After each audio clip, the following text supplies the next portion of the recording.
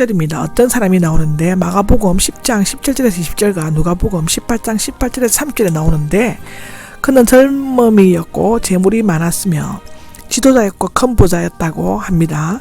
또한 그가 달려와 무릎을 꿇고 마가복음 10장 17에 나오면 그는 그것을 보면 겸손하고도 열심히는 구도자였던 것 같습니다. 무슨 선한 일이 나오는데 이 젊은이는 당시 율법자애들처럼 영생을 얻으려면 선한 일을 해야 한다는 생각을 가지고 있었습니다. 마가와 누가는 선하신이란 형용사를 선생님 앞에 붙이고 있습니다. 예수님은 이 질문에 대답하기 전에 먼저 젊은이가 오해하는 점을 바로잡아 주시려고 하셨는데, 첫째로는 선하신 분은 오직 하나님뿐이시다. 선한 일에 대해 묻기 전에 먼저 선하신 하나님에 대해서 알아야 하고 그분에게서 해답을 구해야만 한다. 두 번째는 영생은 선하신 하나님께 속한 일이며 인간의 선을 가지고 영생을 얻을 수는 없다. 선이라는 사물이 아니라 곧 하나님이시다 라고 가르쳐 주셨습니다. 18절에서 27절까지는 어떤 돈 많은 지도자에 대한 것으로 마태복음 19장 16절에 또 마가복음 10장 17절에서 설명했습니다. 누가는 그를 지도자, 마태는 젊은이라고 말하고 있는데 새 공간 복음서에서는 모두가 그를 돈 많은 부자라고 말하고 있습니다. 1절을 보면 생명이 나오는다. 앞에 영생, 하늘나라에 들어가는 것이고 구원받는 것은 모두 같은 뜻입니다. 계명을 지키라는 원래 계명, 즉 하나님의 명령의 말씀이 주어진 것은 생명을 얻도록 하기 위함인데, 그러나 타락한 인간은 계명이 요구하는 바를 충족시키지 못하였으므로 계명은 인간을 정죄하는 도구가 되고 말았습니다. 하나님께서 지키라고 하신 계명은 십계명의 후반으로부터 대인관계에 있어서 해야 할 의무입니다. 하나님에 대한 의무를 가리킨 처음 네 계명의 언급을 하지 않은 것은 이미 그 청년이 재물을 하나님으로 섬김으로써 첫 계명을 어겼기 때문이었을 것입니다. 19절에 보면 내 이웃을 내 자신처럼 사랑하라가 나옵니다. 둘째 돌배의 핵심적인 정신인데 젊은이는 다 지켰다고 말했습니다. 그러나 그것은 사실이 아님을 가진 것은 다 팔아 가난한 자들에게 주라고 하는 말씀에 슬퍼하면서 가버렸기 때문입니다. 20절에 보면 지켰습니다가 나옵니다. 부정과거형은 이 젊은이가 계명을 생활의 규범으로 삼아 지키고 있음을 암시합니다. 그는 모든 계명을 지켰다고 주장하지만 만족하지 못했고 그의 양심은 불안하였습니다. 그는 선을 직절 하나님의 본성으로서가 아니라 양적 하나님의 행위로 생각했고 예수님께서 그를 바라보며 사랑스럽게 여기신 것을 보면 그는 나름대로 계명을 지키려고 많이 애썼음을 알 수 있습니다. 마태복음 10장 21절에 보면 나옵니다. 21절입니다.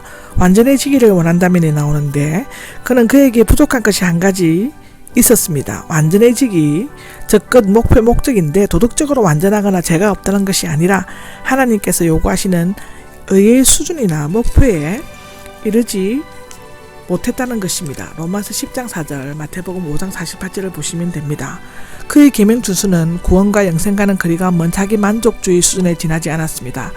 팔아 가난한 사람들에게 주라. 이것은 그에게 부족한 것이 한 가지일 뿐 아니라 전부이었음을 나타내고 있는데, 왜냐하면 그 청년에게는 재물이 무신일 뿐만 아니라 전부였기 때문입니다. 출애굽기 20장 3절을 보시면 됩니다. 이 한마디 명령의 말씀에 그동안 젊은이가 계명을 다 지켰다는 말은 형식적이고 비상적인 것이었음이 드러났는데, 예수님은 그에게 세 가지 행동을 요구하셨습니다. 가진 것을 팔고, 의리적 결단이고, 가난한 사람들에게 나누어 주라, 사랑의 실천이고, 그리고 나를 쫓으라, 헌신적 충성이었습니다. 2절에 보면 슬퍼하면서 갔다가 나옵니다. 하나님이냐 세상이냐 영생이냐 재물이냐를 선택하는 마지막 결단의 기로에서 그는 세상의 재물을 쪽을 선택했습니다. 사실상 그에게 있어서 재물은 미래와 소망이 걸리는 소유 이상의 절대 가치관을 가지고 있었습니다. 제자가 되는 데는 절대 순종만이 요구됩니다. 만일 그가 예수님의 명령에 순종했다면 모범적인 제자들 중 하나가 되었거나 제5 복음서를 쓸 수도 있었을 것입니다. 믿는 자만이 순종하며 순종하는 자만이 믿습니다. 믿음은 순종의 행위가 있을 때만 믿음이 된다고 하죠. 슬퍼하면서는 괴로워하다 울다 상처를 입다 현재 분사인데, 자신감과 우월감에 차 있었던 젊은이가 심각한 충격을 받고 괴로워하는 모습을 나타냅니다. 마가복음 10장 22절에 나옵니다. 잠시 후에 없어질 헛된 재물 때문에 영원히 썩지 않을 영생을 포기해버린 젊은이처럼 더 서글프고 비참한 인생은 없습니다. 23절에 보면 어려울 것이다 나옵니다.